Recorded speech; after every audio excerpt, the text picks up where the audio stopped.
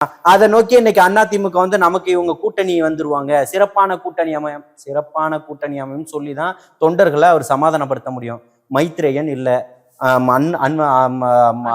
அன்வர் ராஜா இல்ல, செங்கோட்டையன் இல்ல, அந்த லேடி பேர் என்ன, அவங்க ஒரு எம்பி, எக்ஸ் எம்பி, அவங்க இல்ல, இன்னைக்கு இப்ப அவங்களும் வெளியில அனுப்பிச்சிட்டாங்க.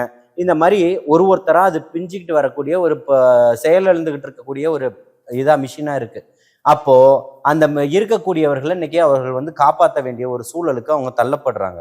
அப்போ தொண்டர்களுக்கு அவங்க வந்து அந்த மாதிரி ஒரு ஒரு ஒரு பிரம்மாண்ட ஒரு அதை சொல்லுவாங்கல்ல, குழந்தைகளுக்கு மிகப்பெரிய ஒரு கதைகள் எல்லாம் சொல்லி தான் சாப்பாடு ஊட்டுவாங்கன்னு, அந்த இடத்துல இன்னைக்கு அவர் உட்கார்ந்துகிட்டு இருக்காரு. பாத்தீங்கல்ல, கொடி அசைஞ்சது இல்லைன்னு பொதுக்குழுல முற்றுப்புள்ளி வச்சாச்சு இல்ல. மானம் ரோசம் உள்ளவர்கள் இந்த மாதிரி பேசுவாங்களா? யாரு கூடனா கூட்டணி அமைங்க, ஜெயிங்க. மக்களுடைய மகேசன் தீர்ப்பு, மக்கள் தீர்ப்பு. மக்கள் பார்த்துக்கிட்டு இருக்காங்க. மக்கள் யாருக்கு உண்மையா இருக்கிறாங்களோ அவங்களுக்கு வாக்கு போடுவாங்க. நீங்க போய் அடிமை சாசனமா நீங்களே உட்கார்ந்துகிட்டு இருக்கும் போது, உங்களுடைய கட்சியும் கட்சி கட்டமைப்பையும் உங்களாலேயே காப்பாற்றப்பட முடியாதும் போது, தமிழக வெற்றி கழகத்தை வச்சு நீங்க சவாரி பண்ணலாம்னு நினைக்கிறீங்க?